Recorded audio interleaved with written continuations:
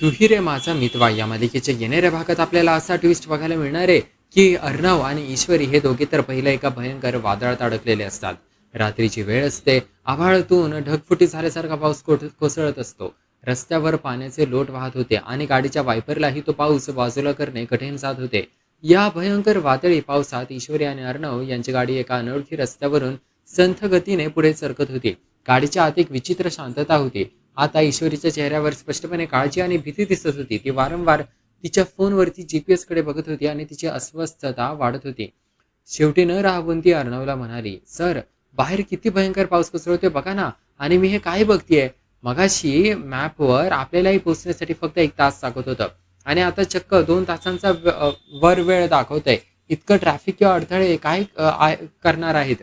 मला काहीच समजत नाही. आपण वेळेवर पोहोचू शकतो का? अर्णव मात्र त्याच्या नेहमीच्या शांत आणि गंभीर स्वभावात गाडी चालवण्यावर लक्ष केंद्रित करून होता. ईश्वरीची बडबड त्याच्या कानावर पडत होती, पण तो परिस्थितीचा अंदाज घेत होता. त्यालाही यातून जाणवत होतं की हा पाऊस जो आहे तो जरा सामान्य नाहीये आणि पुढे धोक्याचा ठरू शकतो.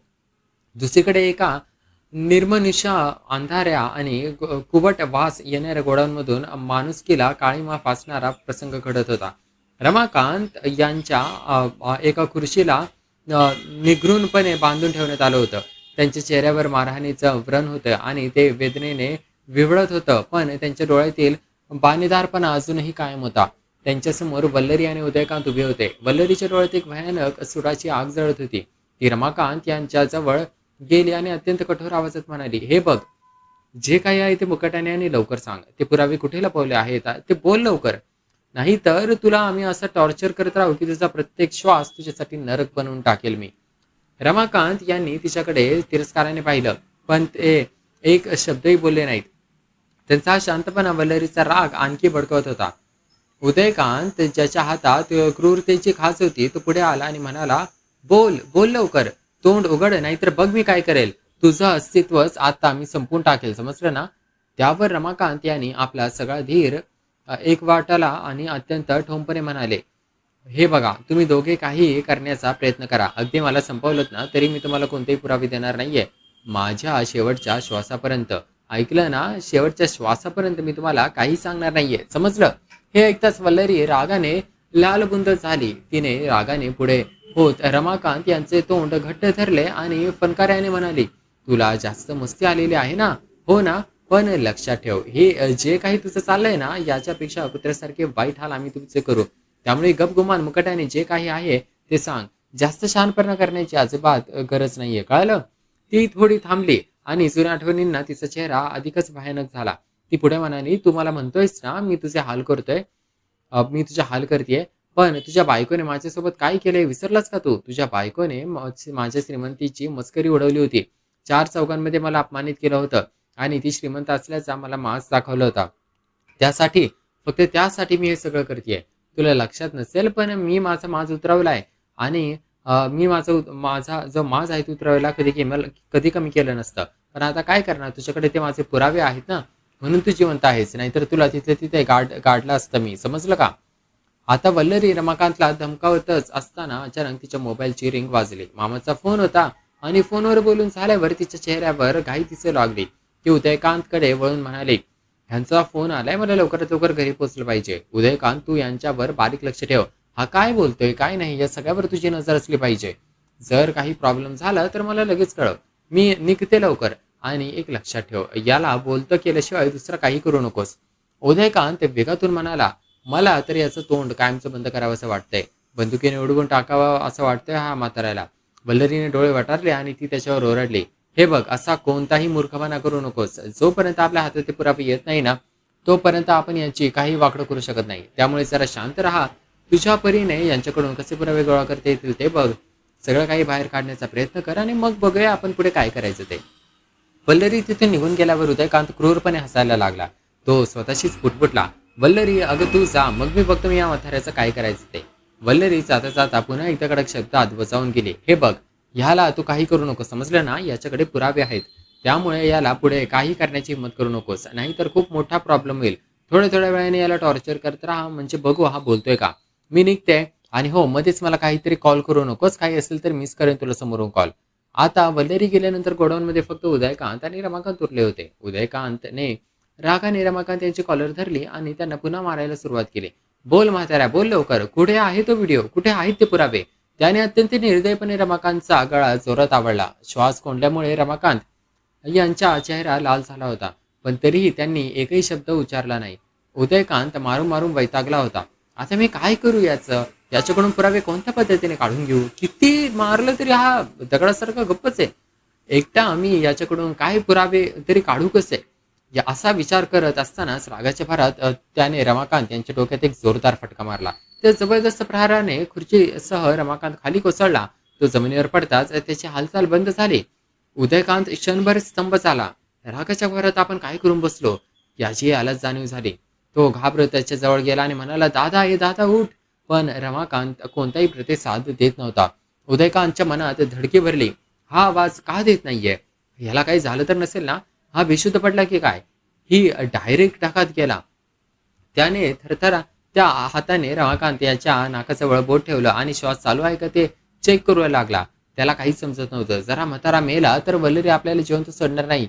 आता त्याला नॉर्मल स्थितीत आणण्यासाठी उदयकांतने घाईघाईने खुर्चीला बांधलं आणि रस्सी थोडी ढिल्ली केली आणि त्याचा एक हात मोकळा केला. याला नॉर्मल ठेवलं पाहिजे, नाहीतर माझा जीवावर बेतेल, असं तो स्वतःशीच बडबडत होता. त्याच भीतीच्या अवस्थेत त्याने वल्लरीला फोन लावला. हॅलो वल्लरी. वल्लरी चिडून म्हणाले, हे काय रे उदयकांत, आता तर मी निघाले होते, लगेच कॉल करायची काय गरज होती? तो थरथरत्या आवाजात म्हणाला, अगं हा म्हातारा मला वाटतं बेशुद्ध पडला की काय? वल्लरी ओरडली त्याच्यावर. काय? हो अगं, म्हणजे मी रागारागामध्ये पुरावा मिळवण्यासाठी याच्यावर हात उचलला, याला मारण्याचा प्रयत्न केला आणि मग तेवढं हा खाली पडलाय. आता काय करायचं मला काहीच समजत नाहीये, सुचत नाहीये. बेशुद्ध पडलाय की काय, का डायरेक्ट मेल आहे हे पण मला समजत नाहीये. वल्लरी फोनवरून कडाडली. मूर्ख उदयकांत, तुला आम्ही सांगितलं होतं ना की जास्त काही करू नकोस म्हणून. तुला अक्कल कशी नाहीये? अरे तो जर मेला ना तर तो पुरावा कुठे आहे ते आपल्याला कधीच समजणार नाही. त्याला जिवंत ठेवणे अत्यंत गरजेचं आहे, कळलं ना? तिकडे उदयकांत फोनवर बोलण्यात गुंत असतानाच जमिनीवर पडलेला रमाकांत याने हळूच डोळे उघडले. तो बेशुद्ध पडल्याचं नाटक करत होता. त्यांच्या मोकळा झालेला हात आजूबाजूला काही हत्यार मिळतं का ते चाचपत होता. त्यांच्या हाताला एक जाड आणि मजबूत काठी लागली.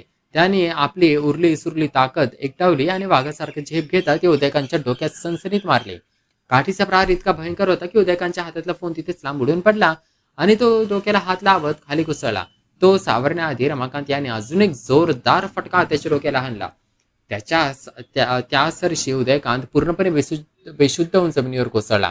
रमाकांत याने क्षणभरही न दडवता ती काठी तिथेच टाकली आणि गोडाऊनच्या बाहेर धाव घेतला. बाहेर पाऊस अजूनही रौद्र रूप धारण करून कोसळत होता. सर्व चिखल आणि अंधार होता आणि रमाकांत याच्या पायाला गंभीर दुखापत झाली होती.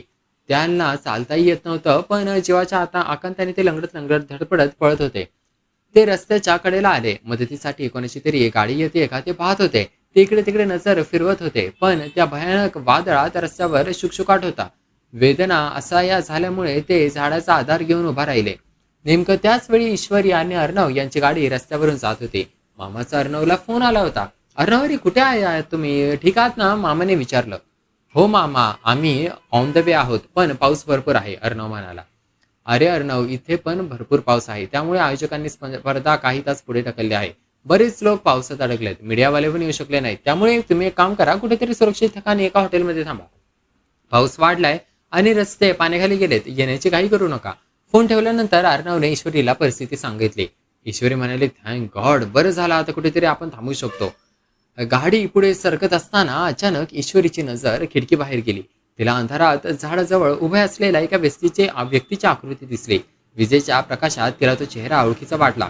अर्णव सर, अर्णव सर, गाडी थांबवा, मला बाबा दिसले तिकडे, ईश्वरी ओरडली. अर्णव चिडून म्हटले, वेडी आहेस का तू? अगं समोरच रस्ते धड दिसत नाहीयेत आणि तुला अंधारात बाबा कसे दिसणार? तुझा भास असेल तो. अर्णवने गाडी न थांबवता तशीच पुढे नेली. ईश्वरीने आरशातून मागे पाहण्याचा प्रयत्न केला, पण गाडी खूप पुढे निघून गेली होती. गाडी जवळून गेल्यावर रमाकांत याने गाडीकडे पाहिले. त्याच्या डोळ्यात चमक आली. ही तर माझ्या चिंटूची गाडी होती. पण तोपर्यंत गाडी नजरेआड गेली होती. रमाकांत यांना जाणीव झाली की जर आपण इथेच थांबलो तर उदयकांत आणि वल्लरी आपल्याला शोधून काढतील.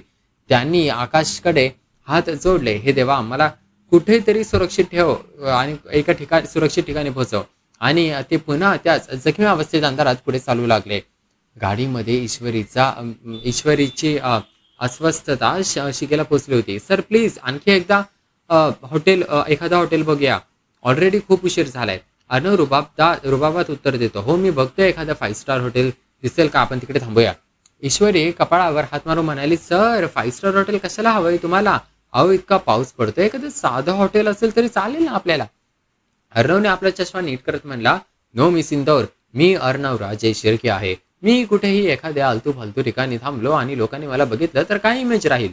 मला ॲम्बियन्स चांगला असलेलीच जागा लागते. मला अशा घाणेरड्या ठिकाणी थांबायला अजिबात आवडत नाही. ईश्वरीला त्याचा हा बडेजाव पाहून हसूही येतं, पण रागही येतो. ती म्हणाली, खरंच काही समजत नाही मला तुमचं. माणसाला एखाद्या वेळेला वाईट परिस्थिती जोडवून घेता आलं पाहिजे. आणि हे सर मोठ्या बिझनेसमॅनचं कौशल्य असतं ना. तर सर तुम्हाला काय सांगू, आपण किती वेळ गाडीत अडकलोय आणि मला वॉशरूममध्ये जायचं अर्जंट. त्यामुळे इथे कुठं साधं हॉटेल दिसेल तिकडे तरी थांबा प्लीज. आता माझ्याकडून कंट्रोल होणार नाहीये. अर्णव वैतागून म्हणाल, हो बघतोय मी, तुझी ती बडबड जरा थांबवशील का? काही अंतर पुढे गेल्यावर एका जुन्या बऱ्यापैकी मोठ्या हॉटेलची पाठी दिसली. ईश्वरीने जवळजवळ जबरदस्तीनेच अर्णवला गाडी तिथे वळवायला लावली. गाडी थांबताच ती पावसाची पर्वा न करता दरवाजा उघडून धावतच हॉटेलच्या आत शिरली. ईश्वरी धावत रिसेप्शन डेस्कवर पोहोचली. तिथे कोणीच नसतं. ती जोरजोरात ओरडू लागली, इथे कोणी आहे का? भैया भैया. अर्णव ही मागून छत्री घेत संथ गतीने आत आला. मिस इंदौर, इथे कोणीच दिसत नाहीये. ईश्वरी पुन्हा एकदा मोठ्या आवाजात हाक मारते आणि तेव्हा झोपेतला माणूस रिसेप्शनच्या मागून आला. काय झालं मॅडम, एवढं का ओरडताय? ईश्वरी घाईत म्हणाली, आम्हाला इथे थांबायचंय, खूप अर्जन्सी आहे. प्लीज आम्हाला एक रूम द्या आणि चावी द्या लवकर. तो रिसेप्शनिस्ट डोळे चोळत ईश्वरी आणि अर्णवकडे एका विचित्र नजरेने पाहू लागला. त्याने एक खोडकर हास्य विचारले, काय सर इतकी काय घाई लागली मॅडमला? अर्णवला त्याचा टोमणा समजला. तो रागाने, एक मिनिट, तू जे काही समजतोय ना तसं काही नाही, ओके? ईश्वरी मात्र या सगळ्याची काही टेन्शन घेत नव्हती. ती म्हणली, सर तुम्हाला त्याच्याशी वाद घालायचा आहे का? रूमची चावी घ्या पटकन, मला फ्रेश व्हायचं आहे. रिसेप्शनिस्टने विचारलं, किती तासांसाठी रूम हवी आहे? 2 तास, 3 तास? ईश्वरी पटकन म्हणाली, 2 तास. 2 तास खूप झाले आमच्यासाठी. हे ऐकून रिसेप्शनिस्ट पुन्हा गालातल्या गालात हसू लागला. अर्णवने वैतागून ईश्वरीला गप्प बसण्याचा इशारा केला आणि रिसेप्शनिस्टला म्हणाला, हे बघ, ती माझी बायको आहे, ओके? आणि आम्हाला स्वच्छ रूम हवी आहे. ईश्वरी मध्येच बोलते, अहो याने सगळं हायजीन लागतं. लाविश वॉशरूम, डाएटचं जेवण, तुमचा साधा शेफ यांना चालणार नाही.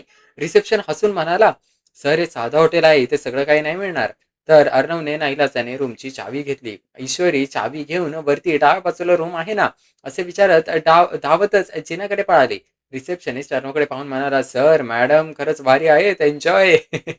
अर्णव फक्त कपाळावर हात मारून घेत तिच्या मागे मागे गेला. इकडे रमाकांत पावसातून वाट काढत त्याच हॉटेलच्या बाहेर पोहोचला. त्याने हॉटेलच्या पार्किंगमध्ये पाहिले आणि त्याचे डोळे विस्फारले. ही तर अर्णवची गाडी आहे, म्हणजे तो इथेच आहे आणि आता आतमध्ये गेलंच पाहिजे. अतिशय अशक्त झाल्यामुळे हॉटेलच्या पायऱ्या चढताना तो खाली पडला आणि त्यांच्या डोक्याला पुन्हा मार लागला आणि त्यातून रक्त वाहू लागलं. पाऊस, रक्त, चिखल आणि घाम यामुळे त्याची अस्वस्थता अत्यंत दयनीय झाली होती. ते कसेबसे रिसेप्शनपर्यंत पोहोचले. अर्णवराजे शिर्के कुठे आहेत? प्लीज मला सांगा, मला भेटायचंय त्यांना. रमाकांत यांनी रिसेप्शनिस्टला विनवणी केली. रिसेप्शनिस्टने त्यांच्या भिकाऱ्यासारख्या अवस्थेकडे पाहून पाहिलं आणि तुच्छतेने म्हणाला, कोण आहात तुम्ही?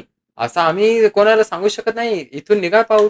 रमाकांत रडकुंडीला येऊन म्हणाला, अहो तो माझा मुलगा आहे, प्लीज मला सांगा. मुलगा? तुम्ही त्याचे वडील? अहो तुम्ही साधे माणूस आहात आणि ती कोणी आणि अ, अ, तुम्ही कोण आहात ते पण माहिती नाही आम्हाला. रस्त्यावरचं कोणी उठतो आणि ओळख सांगतो, निघा इथून. रिसेप्शनिस्ट ओरडला. रमाकांत यांना समजले की हा माणूस असा ऐकणार नाहीये. त्यांनी थरथरत्या हाताने आपल्या गळ्यातील सोन्याची जाड साखळी काढली आणि टेबलवर ठेवली.